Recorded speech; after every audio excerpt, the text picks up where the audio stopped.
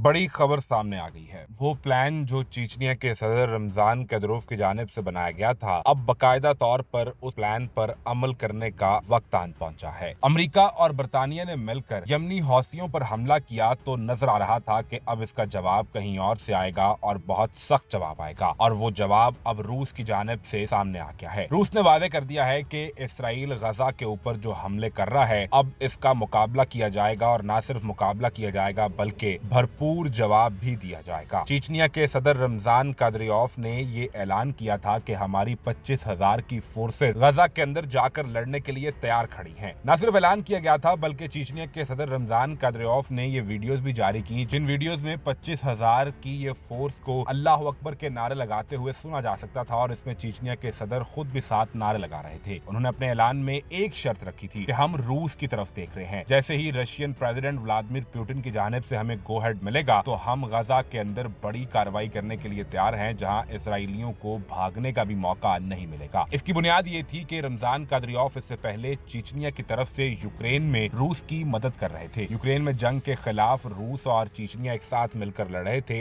अब रमजान कादरियोफ ने रूसी सदर व्लादिमीर पुतिन से अपने एहसान का बदला चुकाने के लिए कहा, और वाज़े तौर पर अब ये ऐलान कर दिया गया है कि गजा के रिफ्यूजी कैंप के अंदर बाकायदा तौर पर अब रूस की मदद मौजूद होगी। रशिया की जानिब से ये वाज़े किया गया है कि हम गजा के अंदर जो कैंप्स हैं जहां पर रिफ्यूजीज यानी पनाहगज़ीन मौजूद हैं, उनकी सिक्योरिटी के लिए मौजूद होंगे। ना सिर्फ ये बल्कि उन्हें फ्लैट्स भी तामीर करके दिए जाएंगे। जो पनाहगज़ीन अपने घरों से महरूम हो गए हैं और अब उनका कोई ठिकाना नहीं है, उन्हें रूस ये फ्लैट तामीर करके देगा। और दूसरी तरफ इसराइल के लिए भी अब ये एक बड़ी परेशानी है कि अगर रूस इन पनाहगज़ीनों की हिफाजत के लिए वहां आ जाता है तो ऐसे में इसराइली बमबारी में जिन पनाहगज़ीन कैंप्स को निशाना बनाया जा रहा है, अगर इसमें एक भी रूसी फौजी या वहां काम करने वाले किसी एक भी शख्स की हलाकत हुई तो रूस इसे खुद पर हमला तस्वुर करेगा, और फिर इसके बाद अमेरिका और रूस एक दूसरे के आमने सामने खड़े होंगे, जिसमें इसराइल की तो कोई औकात नहीं। इसराइल पर ऐसे हमले किए जाएंगे कि फिर तारीख में ये लिखा जाएगा कि रूस और इसराइल की जंग वाकई ही एक ऐसी जंग थी जिसकी कोई मिसाल नहीं मिलती।